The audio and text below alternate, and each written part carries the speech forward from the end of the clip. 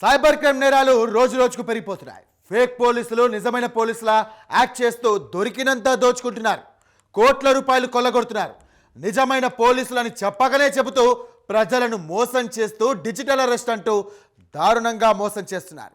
మోసపోయే వరకు మోసపోయిన విషయం అర్థం కాని ప్రజలు నిజం తెలుసుకొని బాధపడుతున్నారు. But no use.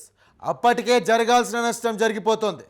పోవాల్సిన డబ్బులు చేజారిపోతున్నాయి.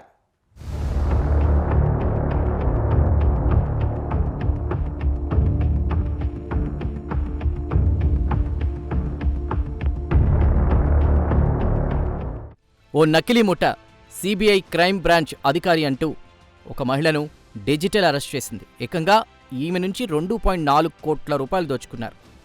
దీంతో వీరిని ప్రస్తుతం పోలీసులు 5గురిని అరెస్ట్ చేశారు. వారి వద్ద నుంచి 9 మొబైల్ ఫోన్లు, 9 సిమ్ కార్డులు, 3 పాన్ కార్డులు, 2 ఆధార్ కార్డులు, 11 బ్యాంక్ ఖాతాలను స్వాధీనం చేసుకున్నారు.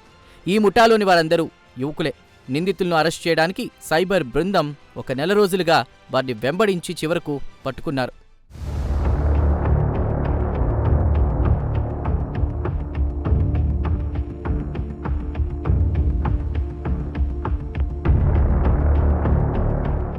గోవింద్ నగర్ ప్రాంతానికి చెందిన అరుణ్ గిగార్జ్ అనేటువంటి వ్యక్తి డిసెంబర్ 23న సైబర్ పోలీస్ స్టేషన్లో సైబర్ క్రైమ్కు సంబంధించిన పిటిషన్ దాఖలు చేశారు.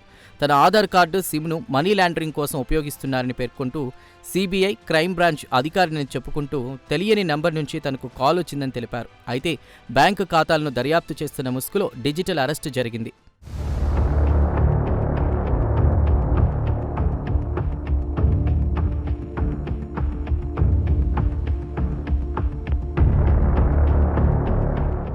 బ్యాంకు డిపాజిట్లపై దర్యాప్తు చేయాలని డిమాండ్ చేస్తూ మోసపూరిత నోటీసు పంపారట. ఇందులో ఏకంగా 24 మిలియన్ల మోసం జరగడంతో బాధితులు లబోదిబోమంటున్నారు. ఈ కేసులో నిందితులుగా ఉన్న వారిపై ఏకంగా 12కి పైగా కేసులు నమోదు చేశారట. ఇక ఈ నిందితులను అరెస్ట్ చేయడానికి దాదాపు నెల రోజులుగా గాలించారట పోలీసులు.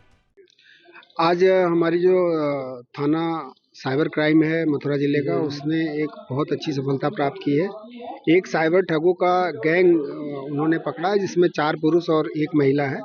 उनके कब्जे से 9 एटीएम कार्ड, 12 बैंक के पासबुक, सिम और आधार कार्ड, पैन कार्ड आदि बरामद किए गए हैं.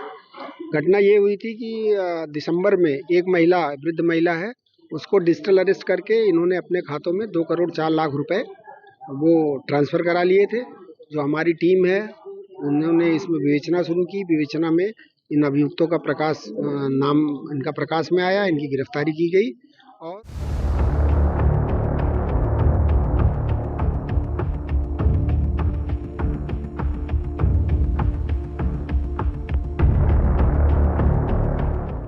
ఇక గురువారం మధ్యాహ్నం 1 గంటకు బరేలీ హైవేలోని రిఫైనరీ ప్రాంతం తర్వాత జోధ్పూర్లోని దేగాడి, సహారన్ నగర్, ప్రేమ్ నగర్ నివాసి, ఫలోడిలోని జంబాలోని సుర్పురా గ్రామ నివాసి రమేష్ అలియాస్ రామ్ విష్ణోయ్, ఆగ్రాలోని Jagdishpura Bodla housing development colony నివాసితులు రాహుల్ మగలాని, లక్ష్య, నేహా, ఆగ్రాలోని కిరావాలి మొహల్లా బీచ్ కా దోహ్ సహారా నివాసి పునీత్ సోలంకిల్ను అరెస్ట్ చేశారు పోలీసులు.